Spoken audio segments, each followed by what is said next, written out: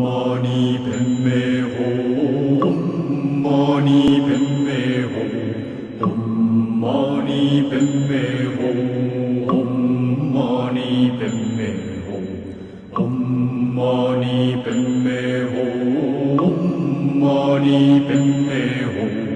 Om mani padme hum. Om mani padme hum. Om mani padme hum.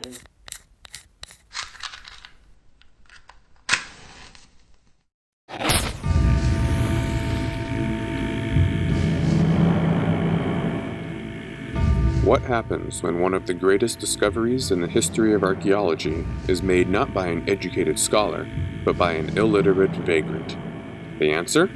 Jealousy wrapped in hypocrisy. Our story begins in the year 1900. Wang Lu, the son of a poor peasant family from central China, has taken up residence in a derelict temple on the outskirts of Dunhuang, a small oasis town in the northwestern province of Gansu. The temple stands just opposite the Thousand Buddha Caves, a collection of hundreds of grottos dug out of a lonely cliff in the middle of the desert. Inside these caves was an unparalleled collection of ancient Buddhist art and antiquities spanning a period of approximately 1,000 years during the height of the Silk Road. Wang Lu found the caves mostly abandoned. With the exception of a few Tibetan monks and the occasional pilgrim, the place had been largely forgotten by the outside world. Most of the caves were filled with hundreds of years of accumulated sand, and many were accessible only by scaling perilous ledges and makeshift ladders. The melancholy fate of the grottos reflected the misfortunes of Wang's own life. While still a child, he fled his village in the wake of a famine, eventually finding his way to northwestern China as a soldier. According to the inscription on his tomb, after his discharge from the military, Wang, having experienced life-shaking disasters, lost all interest in fame and wealth. He then donned the robes of a Taoist priest and set out to beg for his daily meals. Now Abbot Wang, he managed to beg his way to Dunhuang. Wang was of slight build, likely emaciated by decades of malnutrition. The British explorer Aurel Stein, himself only 5 feet 4 inches tall, once referred to him as, quote, a queer little figure by my side. What he lacked in stature, however, he more than made up for in industry. After taking up residence in the abandoned temple, Abbot Wang made it his life's work to accumulate merit for the afterlife. This meant cleaning up the caves, restoring the artwork, and renovating the buildings. These things cost money, however, and Wang had none. So he made the arduous 16-mile trek over desert sands to the oasis of Dunhuang time and again, where he begged for donations and subscriptions to the temple. Stein, who met Wang in 1907, was impressed with the abbot's singular pursuit of his goals. His devotion to the shrine and to the task of religious merit which he had set himself in restoring it was unmistakably genuine, Stein wrote. When I thought of all the efforts, the perseverance, and the enthusiasm it must have cost this humble priest from afar to beg the money needed for the clearing out of the sand and the substantial reconstructions, I could not help feeling something akin to respect. It was clear from the way in which he lived with his 2 humble acolytes, and from all we had heard about him at Dunhuang, that he spent next to nothing on his person or private interests. Then, suddenly, as if by way of reward for years of humble suffering, Wang caught a break. While clearing out the sand in cave number 16, Wang noticed a crack at the top of a mural covering one of the side walls. Thinking that perhaps another room lay behind the cracked mural, Wang broke through the wall and made a discovery for the ages. In a cramped antechamber barely large enough for 2 men to stand were piled high more than 40,000 Buddhist sutras, Confucian texts, government records, works of fiction, and religious tapestries and banners, all untouched for nearly 1,000 years. Because Wang was illiterate, he could not distinguish the contents of one scroll from another. This minor impediment, however, would not stop Wang from pursuing his own interpretation of the value of this long-forgotten hoard of manuscripts. Over the next 7 years, Wang carefully selected the most complete and aesthetically pleasing of the Buddha sutras and sent them as gifts to Chinese officials in neighboring jurisdictions.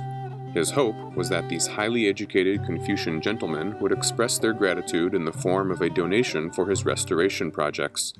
In this hope, he was sorely disappointed. Despite numerous such gifts, not one official ever sent Wang a dime.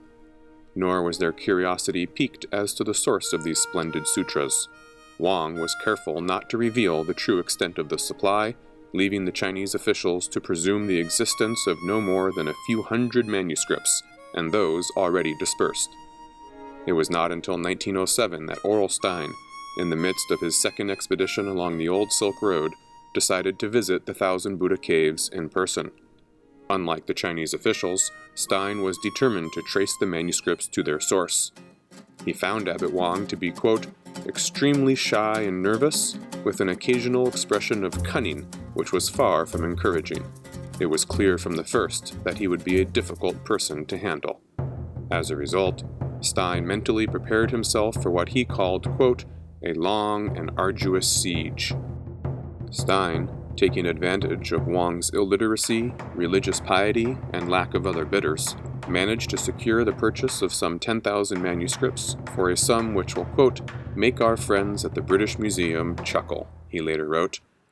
Key to Stein's success was his insistence to Wang that he himself was a pious devotee of Xuanzang, a famous Buddhist monk who had once traveled from China to India during the Tang Dynasty to procure Sanskrit sutras for translation into Chinese.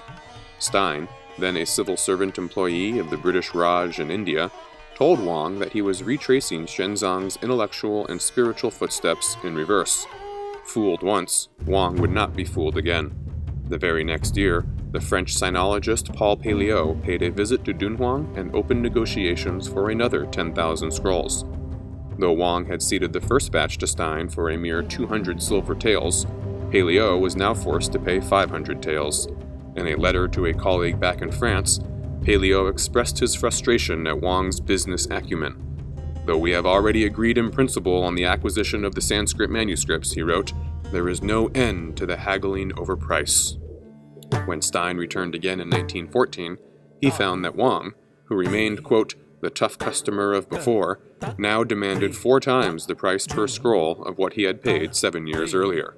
As Stein put it, Wang's shrewd sense of business had been awakened by the payments received from subsequent visitors to a keener comprehension of the money value of what he retained. What did Wang do with all this money? Exactly as he said he would do. During his second visit to Dunhuang, Stein recounted how Wang, quote, welcomed me cheerfully and showed with genuine pride the various new structures which his pious activity had created since I had last seen the sacred spot 7 years before. Nearby, Stein spotted a spacious guest house and a series of shrines, along with a garden well laid out with young fruit trees, rows of stables, and brick kilns. From the beginning, Stein had instinctively known that, quote, the temptation of money alone as a means of overcoming his scruples was manifestly useless. Wang had his scruples. They simply weren't shared by classically educated scholars or nationalist politicians. For Wang, the Dunhuang Cave Library was a pragmatic form of cheap economic capital, one that allowed him to curry favor with the gods by investing in the improvement of temple grounds and shrines. Without exception, every scholar who witnessed Wang's restorations regarded them with contempt. Stein referred to hideous clay images, gaudily painted stucco images, and hideous statuary in stucco. One Chinese scholar has characterized them as having, quote, no artistic value whatsoever. Before we join their chorus, however, we might ask the following question. Who has the right to determine what constitutes a legitimate use of the past? Is it the educated scholar, who professes scientific altruism, yet pursues a research agenda designed to glorify his own cultural heritage and political affiliations? Is it the uneducated peasant, who views the pharaohs as heathens and prefers to quarry their monuments for fertilizer? Or is it the detached historian, who leverages the arrogance of time and distance to criticize his ancestors for not adhering to future values? The answer is deeply unsettling. A legitimate use of the past tends to be whatever he who speaks loudest says it is. Abbot Wang cannot speak to us. As a result, his actions have been mediated to posterity largely through the lens of those who were hostile to his agenda. Chinese scholars have been particularly brutal.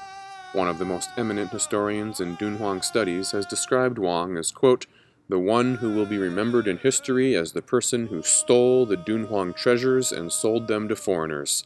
His tomb should not be a tourist destination, but rather be kept standing in front of the caves as a shame pole." This is the same sort of attitude that prompted most archaeologists, Western or otherwise, to make a careful distinction between themselves, legitimate scholars, and what they habitually referred to as treasure seekers, motivated solely by greed. But Abbot Wang was no treasure seeker. We might refer to him more accurately as a subsistence digger.